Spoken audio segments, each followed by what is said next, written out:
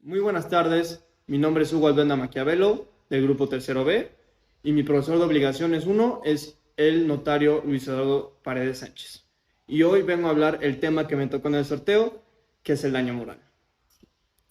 El daño moral sale del ámbito patrimonial, es decir, no afecta al patrimonio, más bien afecta a los sentimientos.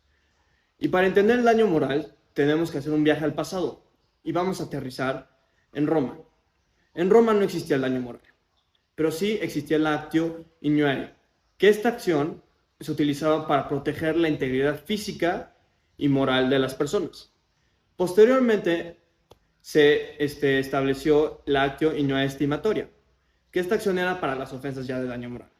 Después vamos a tener que avanzar unos siglos y llegar al derecho germánico, que en el derecho germánico admite la posibilidad de sancionar el daño moral de manera pecuniaria. Luego después, unos años después, viene el Código Napoleón, que no hace ninguna mención del daño moral. Después, en 1900, cuando se establece el BGB, sí, este código sí establece la posibilidad del daño moral, es decir, de la posibilidad de sancionar el daño moral. Después vamos a viajar al continente americano, a nuestro país, que en nuestro país se establece el Código del 70 y el Código del 84.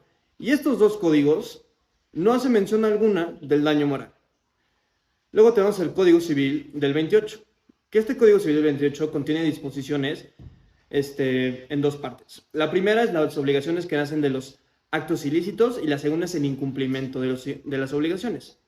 Así como la responsabilidad civil puede emanar de un hecho ilícito o del incumplimiento de una obligación, pasa lo mismo con el daño moral, ¿no? Y se debía dar la tercera parte del máximo de la responsabilidad civil. Ahora, en 1982 se modifica la regulación en materia de daño moral. Es decir, se establece el artículo 1916 y también incluye el artículo 1916 bis, que este artículo se establece porque la prensa hacía afirmaciones que podían no gustarle a personas y por lo tanto se creó esta misma figura. Ahora, pasaré a leer el artículo 1916 que establece qué es el daño moral.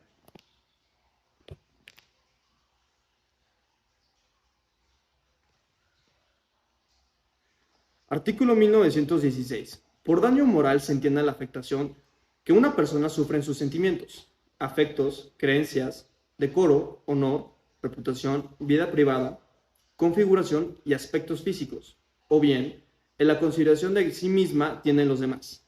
Se presumirá que hubo daño moral cuando se vulnere o menoscabe ilegítimamente la libertad o la integridad física o psíquica de las personas. Cuando un hecho u omisión ilícitos produzcan un daño moral, el responsable del mismo tendrá la obligación de repararlo mediante una indemnización en dinero, con independencia de que se haya causado un daño material. Tanto el responsable moral tanto en responsabilidad contractual como extracontractual, igual la obligación de reparar el daño moral tendrá quien incurra en responsabilidad objetiva conforme al artículo 1913, así como el Estado y sus servidores públicos, y conforme a los artículos 1927 y 1928, todos ellos del presente código. La acción de reparación no es transmisible a terceros por acto entre vivos y solo pasa a los herederos de la víctima cuando éste haya intentado la acción en vida. El monto de la indemnización lo determinará el juez, tomando en cuenta los derechos lesionados, el grado de responsabilidad, la situación económica del responsable y la de la víctima, así como las demás circunstancias del caso. Ahora bien, leyendo este artículo, podemos notar que no se hace referencia alguna a la prensa. ¿Y por qué es esto? Porque a la prensa se le quitó del código y se la pasó, lo que regula la prensa es la Ley de Responsabilidad Civil para la protección de la vida privada, el honor y la propia imagen en el Distrito Federal. Ahora, volviendo atrás, en el artículo 1916 se planteaba que si una persona ejerce su opinión, crítica, expresión, tiene que ser conforme a la Constitución. Y esto hace referencia al artículo 6 de la Constitución, de la libertad de expresión. Y se debe acreditar la conducta del demandado. Ahora, en el 2006 se publicó en la Gaceta Oficial esta ley, que es la Ley de Responsabilidad Civil para la protección de la vida privada, el honor y la propia imagen en el Distrito Federal. Y pues derogaron el último párrafo del artículo de 1916 y derogaron completamente el artículo 1916 bis. Ahora, regresemos al artículo.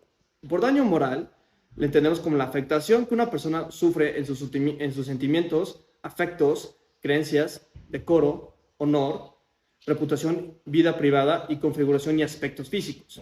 O bien en la consideración que de sí misma tienen los demás que da lugar a una indemnización. El artículo 1916 es aplicable para los casos en los que un hecho ilícito genera, además de daño moral, para los casos donde se utiliza la ley propia de la materia. Ahora, vamos a hablar de la ley de responsabilidad civil para la protección de la vida privada, el honor y la propia imagen, ¿no? Y aquí establecemos tres conceptos: el orden público e interés social. Es decir, que no se puede pactar en contrario, no es objeto de transacción.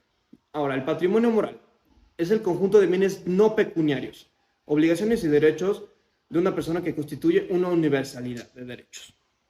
Vamos a criticar este patrimonio moral porque la norma mezcla conceptos civiles y constitucionales. Y si no son pecuniarios, no son bienes, y por lo tanto no habría una universalidad. Ahora, el tercer concepto es los derechos de la personalidad, que no hay que confundirlos con los atributos de la personalidad, ¿no? Que son la facultad que tienen los individuos de no ser molestados por persona alguna en algún núcleo esencial de las actividades que legítimamente deciden mantener fuera del conocimiento público para oponerse a la reproducción identificable de los rasgos físicos, como cualquier soporte material, sin su consentimiento, el respeto a la valoración que las personas hacen de la personalidad ético-social, que se identifican como la buena reputación y la fama. Y vimos que todo esto está mal, porque son los derechos que tiene una persona por el simple hecho de ser una persona. Los derechos de la personalidad no son los derechos de la persona. Ahora, esta ley define principalmente tres derechos. El primero es el derecho a la vida privada, como podemos ver en su nombre. No debe constituir materia de información. Si es difundido ilícitamente, no pierde el mero carácter de vida privada. Ahora, el segundo concepto es el derecho al honor. Es la percepción que se tiene de uno mismo con base en lo que piensan los demás de esa persona. Es decir, si los demás piensan que soy cool o su buena reputación y fama. Esta apreciación puede ser objetiva y no necesariamente se está violentando este derecho. Es decir, no todo lo que es molesto o hiriente violenta este derecho. Tiene que sobrepasar el límite de lo tolerable.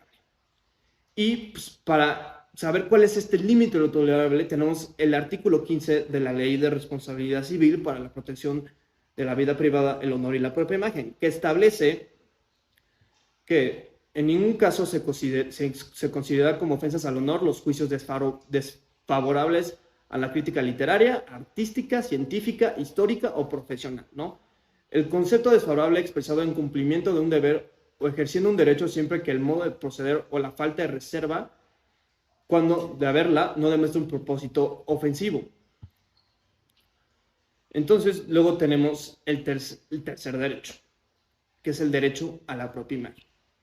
La imagen es cualquier soporte material donde se vea la cara de una persona. Todos tenemos derecho sobre nuestra propia imagen. O sea, lo que significa que podemos decidir si se difunde o no. Por ejemplo, si mi salón tercero B hace un meme me tomo una foto y hace un meme con mi cara de Grinch, pues a mí no me gustaría, la verdad, y podría demandarlos, ¿no? La difusión o comercialización de una imagen de una persona sin su consentimiento consiste en un hecho ilícito y por lo tanto, tomando mi ejemplo anterior, podría demandarlos. Ahora, hay algunas excepciones a este derecho. Si una persona en un cargo público o una persona con notoriedad, pues esto significa que está más expuesto que otras personas, ¿no? Y la imagen va a ser difundida, quiera esta persona o no. La ley considera la violación de estos derechos un menoscabo al patrimonio moral, un concepto ya previamente criticado. Si se trata de figuras públicas que no son servidores públicos, basta con reeditar la falsedad. Si son servidores públicos, para ejercer esta acción deben acreditar tres cosas. La primera es que la información fue difundida a sabiendas de su falsedad. La segunda es que la información difundida con total explicación falsa si era o no. Y la tercera es que se hizo con el único propósito de dañar a la persona, o al servidor, en este caso el servidor público. Luego, vimos la acción por daño moral. La acción por daño moral no se encuentra en excepciones, y el artículo 26 de la ley en materia establece que para que se produzca el daño al patrimonio moral se requiere de tres cosas: que exista afectación a la persona de los bienes tutelados en la misma ley, que esta afectación sea consecuencia de un hecho ilícito y que haya una relación de causa y efecto entre ambos acontecimientos. Ahora, para la reparación hay dos conceptos: la publicación de la sentencia en el mismo medio que fueron difundidos, y la segunda es la sanción pecuniaria. Solo procede cuando la reparación es imposible, se toma en cuenta la mayor y menor divulgación del acto ilícito, las condiciones personales de la vírica y las demás circunstancias del caso, y en ningún caso podrá exceder los 350 días de salario mínimo, es decir, alrededor de 30,000 pesos, que es la cantidad divisoria. Ahora, las consecuencias para los hechos ilícitos están en el Código Civil, pero la materia para la protección de la vida, el honor y la propia imagen se sacó del Código Civil y se va a esta ley. Justo esto por el problema de la prensa. Aquí el problema es la indemnización. Muchas gracias. Mi nombre es Hugo Aldana Maquiavelo y este es mi video explicando el tema de daño moral. Espero que les guste.